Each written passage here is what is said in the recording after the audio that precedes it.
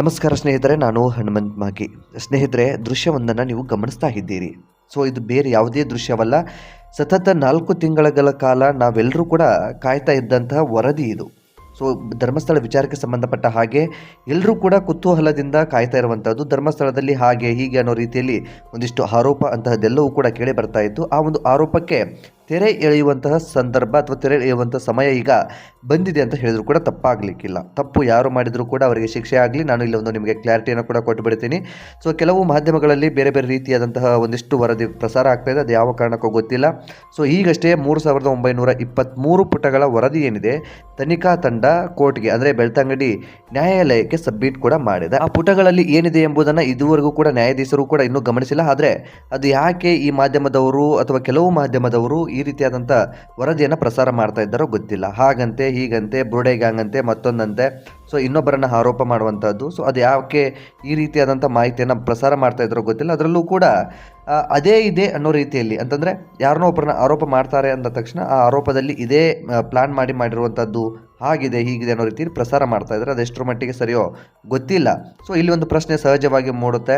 ಕೋರ್ಟ್ಗೆ ಸಬ್ಮಿಟ್ ಮಾಡುವಂತಹ ಪೂರ್ವದಲ್ಲಿ ಆ ಒಂದು ವರದಿಯಲ್ಲಿ ಏನಿದೆ ಎಂಬುದನ್ನು ಮಾಧ್ಯಮದವರಿಗೆ ಕೊಡೋದಕ್ಕೆ ಸಾಧ್ಯನಾ? ಈ ಒಂದು ಪ್ರಶ್ನೆಯನ್ನು ನೀವು ಮಾಡಿಕೊಳ್ಳಿ, ನಿಮಗೆ ಒಂದು ಕ್ಲಾರಿಟಿ ಸಿಕ್ಕಿಬಿಡುತ್ತೆ. ಇದರ ಬಗ್ಗೆ ನಾನು ಹೆಚ್ಚು ಚರ್ಚೆಯನ್ನು ಕೂಡ ಮಾಡೋದಕ್ಕೆ ಹೋಗೋದಿಲ್ಲ.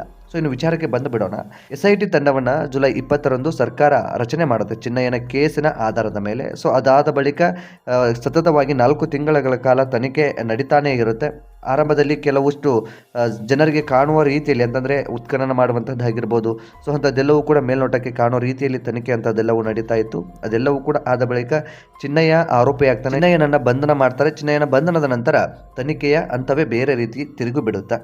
ಅಲ್ಲಿ ಏನೇನೆಲ್ಲ ಆಯಿತು ಎಂಬುದು ನಮಗೂ ಕೂಡ ಗೊತ್ತಿಲ್ಲ, ನಿಮಗೂ ಕೂಡ ಗೊತ್ತಾಗೋದಕ್ಕೆ ಸಾಧ್ಯ ಇಲ್ಲ. ಅದೆಲ್ಲವನ್ನು ಕೂಡ ಈ 3923 ಪುಟಗಳೇನಿದ್ದಾವೆ ಆ ಪುಟಗಳಲ್ಲಿ ಬರೆದಿಟ್ಟಿರ್ತಾರೆ.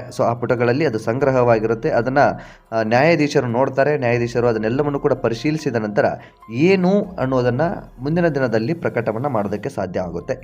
ಇದು ಸಂಪೂರ್ಣವಾದಂತಹ ವರದಿಯಲ್ಲ. ಅಂದರೆ SIT ಇಲ್ಲಿಗೆ ಮುಗ್ದೋಗಿಲ್ಲ, ಇಲ್ಲಿಗೆ ಕ್ಲೋಸ್ ಆಗಿಲ್ಲ. ಇದು ಕೇವಲ ಮಧ್ಯಂತರ ವರದಿ ಅಂತ ಹೇಳಲಾಗ್ತಾ ಇರುವಂಥದ್ದು. ಇದಿಷ್ಟು SIT ತಂಡ ಈ ದಿನ ಮಾಡಿರ್ತಕ್ಕಂಥ ಕೆಲಸ. ಅಂತಂದರೆ ಸತತ 4 ತಿಂಗಳ ಕಾಲ ಏನು ತನಿಖೆ ನಡೆದಿತ್ತೋ ಆ ಒಂದು ತನಿಖೆಯ ಒಂದಿಷ್ಟು ಮಾಹಿತಿ ಏನಿದೆ ಆ ಮಾಹಿತಿಯನ್ನು 3923 ಪುಟಗಳಲ್ಲಿ ಸಂಗ್ರಹ ಮಾಡಿ ಆ ಒಂದು ಪುಟಗಳನ್ನು ಅಥವಾ ಆ ಒಂದು ತನಿಖಾ ವರದಿಯನ್ನು ಕೋರ್ಟ್ಗೆ ಸಬ್ಮಿಟ್ ಮಾಡಿರ್ತಕ್ಕಂಥದ್ದು. ಅದನ್ನು ಹೊರತುಪಡಿಸಿ ಅವರೇ ಆರೋಪಿಗಳು ಇವರೇ ಆರೋಪಿಗಳು ಈ ರೀತಿಯಾದಂಥ ಯಾವುದನ್ನು ಕೂಡ ನಾವು ಹೇಳೋದಕ್ಕೆ ಆಗಲ್ಲ. ತನಿಖೆಯ ನಂತರ ಕೋರ್ಟ್ ಏನನ್ನ ಆದೇಶ ಹೊರಡಿಸುತ್ತೋ ಅಥವಾ ಆ ಒಂದು ವರದಿಯಲ್ಲಿ ಏನಿದೆ ಎಲ್ಲವನ್ನು ಕೂಡ ಗಮನಿಸಿದ ನಂತರ ಏನು ಬಯಲಾಗುತ್ತೋ ಆ ಒಂದು ವಿಚಾರವನ್ನು ನಾವೆಲ್ಲರೂ ಕೂಡ ಒಪ್ಪಿಕೊಳ್ಳಲೇಬೇಕಾಗಿರ್ತಕ್ಕಂತಹದ್ದು. ಅದನ್ನು ಹೊರತುಪಡಿಸಿ ಈಗಲೇ ಇವರೇ ಆರೋಪಿಗಳು ಇವರೇ ಷಡ್ಯಂತ್ರ ಮಾಡಿರ್ತಕ್ಕಂಥದ್ದು ಅಂತದನ್ನು ಎಲ್ಲವೂ ಕೂಡ ಹೇಳೋದಕ್ಕೆ ಸಾಧ್ಯ ಆಗೋದಿಲ್ಲ. ಅಥವಾ ಧರ್ಮಸ್ಥಳದ ವಿರುದ್ಧ ಏನಾದರೂ ಷಡ್ಯಂತ್ರ ನಡೆದಿದ್ರೆ ಖಂಡಿತವಾಗಿಯೂ ಅಂತ ಪ್ಲಾನ್ಗಳನ್ನು ಏನಾದರೂ ಮಾಡಿದರೆ ಅಂತಹ ನಾಲಾಯಕರುಗಳಿಗೆ ಖಂಡಿತವಾಗಿಯೂ ಶಿಕ್ಷೆ ಆಗಲಿ.